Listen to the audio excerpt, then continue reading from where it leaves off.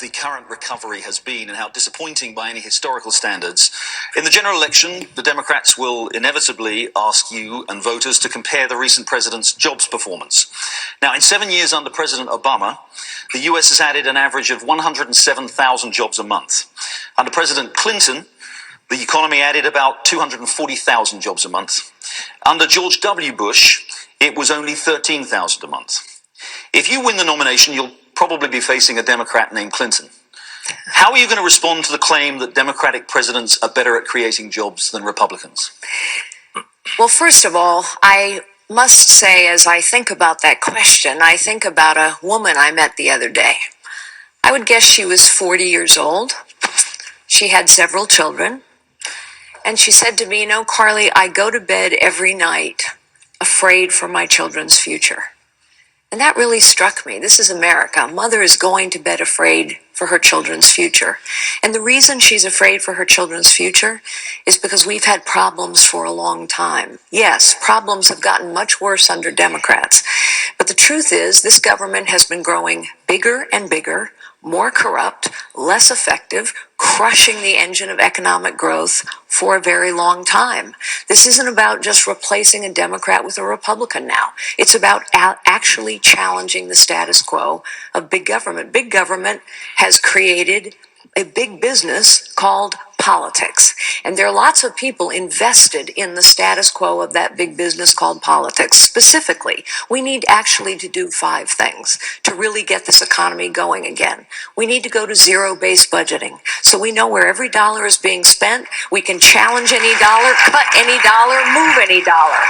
We need to actually reform the tax code. Go to a 3-page tax code. Yes, there are plans that will reform our tax code to 3 pages. In addition to rolling back what President Obama has done, we need to do a top-to-bottom review of every single regulation on the books. That hasn't been done in 50 years. We need to pass the REINS Act so Congress is in charge of regulation, not nameless, faceless bureaucrats accountable to no one. We've become a nation of rules, not a nation of laws. And finally, we actually, yes, have to hold government officials accountable for their performance. All this has to be done, and the citizens of this nation must help a President Fiorina get it done. We must take our government back. Thank you.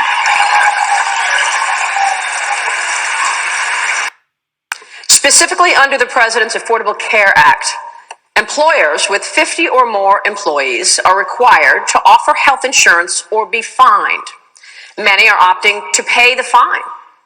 Others are cutting back employee hours to duck the law altogether. What specific ways will you alleviate the pressure on small business? Well, first, Obamacare has to be repealed because it's failing.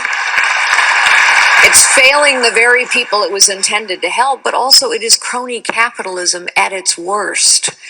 Who helped write this bill? Drug companies, insurance companies, pharmaceutical companies, and every single one of those kinds of companies are bulking up to deal with big government. See, that's what happens.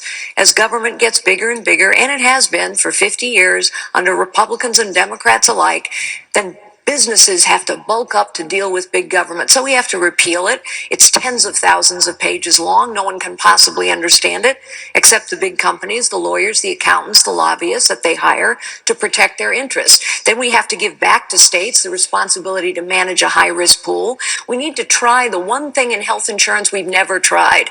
Health insurance has always been a cozy little game between regulators and health insurance companies. We need to try the free market where people actually have to compete. And we ought to have the government ensure that you must, and I don't use that term often, the government ought to do something, that every healthcare provider ought to publish its costs, its prices, its outcomes, because as patients, we don't know what we're buying. Now, let me just say, I know more about AIDS. The truth is, the secret sauce of America is innovation and entrepreneurship. It is why we must cut our government down to size and hold it accountable. It's why we have to take our government back, because innovation and entrepreneurship is crushed by the crushing load of a 73,000-page tax code.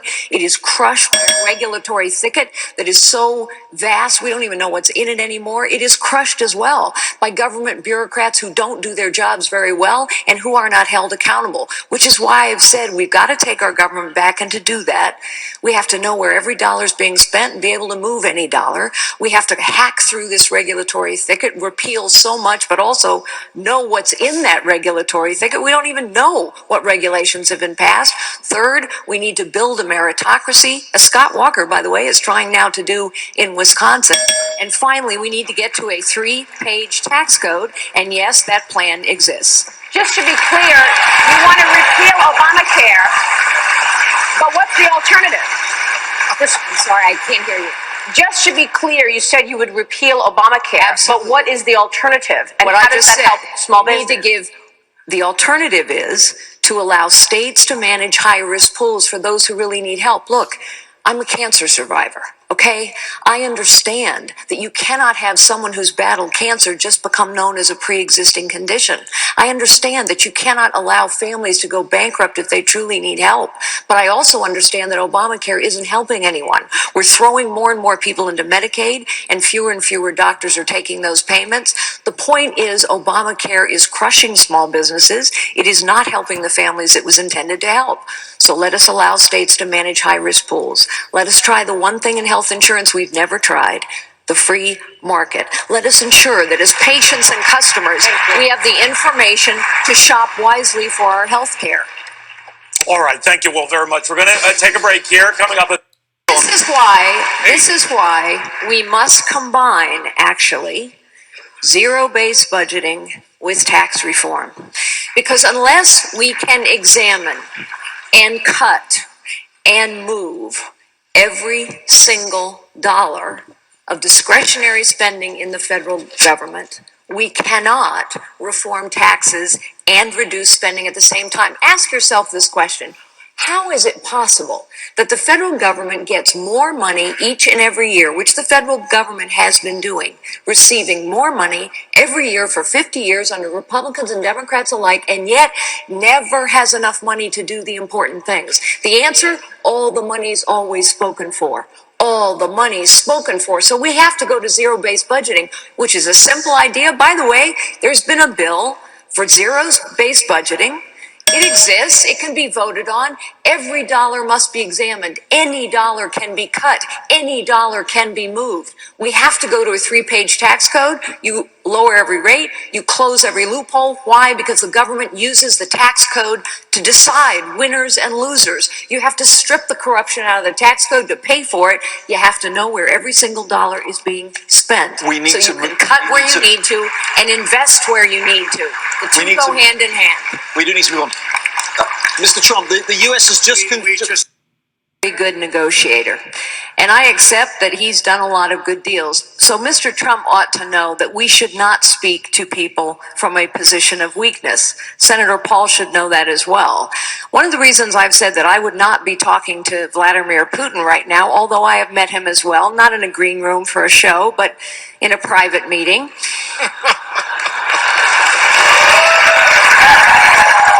One of the reasons I've said I wouldn't be talking to Vladimir Putin right now is because we are speaking to him from a position of weakness brought on by this administration. So I wouldn't talk to him for a while, but I would do this.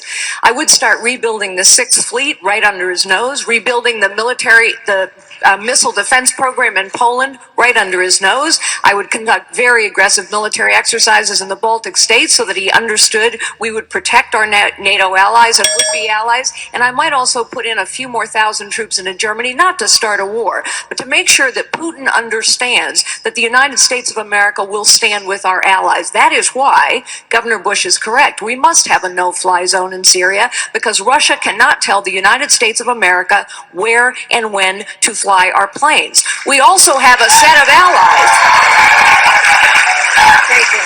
We have a set of allies in the Arab Middle East who know that ISIS is their fight. They have asked us specifically over and over again to support them. King Abdullah of Jordan, a man I've known for a very long time, has asked us for bombs and materiel. We have not provided it. The Egyptians are asking us to share intelligence. We are not. I will. The Kurds have asked us to arm them for 3 years. We're not. I would. The Egyptians, the Saudis, the Kuwaitis, the Bahrainis, the Emiratis, the Kurds, all of these people I know, by the way, understand ISIS is their fight, but they must see leadership, support, and resolve from the United States of America. And we must have the strongest military on the face of the planet, and everyone has to know it. Senator Paul. He quit talking when it was time to quit Can I finish talking. with my time? Why does she keep interrupting him? Calls to save jobs and to grow jobs. I think what's interesting about Dodd-Frank is it's a great example of how socialism starts. Socialism starts when government creates a problem and then government steps in to solve the problem. Government created the problem. Government created the problem of a real estate boom. How did we create it? Under Republicans and Democrats alike, Fannie Mae and Freddie Mac, everybody gathered together, Republicans and Democrats, and said home ownership is part of the American dream. Let's create a bubble. And then government stepped in. By the way, under President George W. Bush, banks were encouraged, really, to buy other banks, to take money. And now what do we have with Dodd-Frank? The classic of crony capitalism. The big have gotten bigger. 1,590 community banks have gone out of business. And on top of all that, we've created something called the Consumer Financial Protection Bureau, a vast bureaucracy with no congressional oversight that's digging through hundreds of millions of your credit records to detect fraud. This is how socialism starts, ladies and gentlemen. We must take our government back. More questions. A Clinton presidency. Our military will continue to deteriorate. Our veterans will not be cared for. And no, Mrs. Clinton, that situation is not exaggerated. The rich will get richer. The poor will get poorer. The middle class will continue to get crushed. And as bad as that picture is, what's even worse is that a Clinton presidency will corrode the character of this nation. Why? Because of the Clinton way. Say whatever you have to, lie as long as you can get away with it. We must beat Hillary Clinton. Carly Fiorina can beat Hillary Clinton. I will beat Hillary Clinton. And under a President Fiorina, we will restore the character of this nation, the security of this nation, the prosperity of this nation, because as citizens, we will take our government back.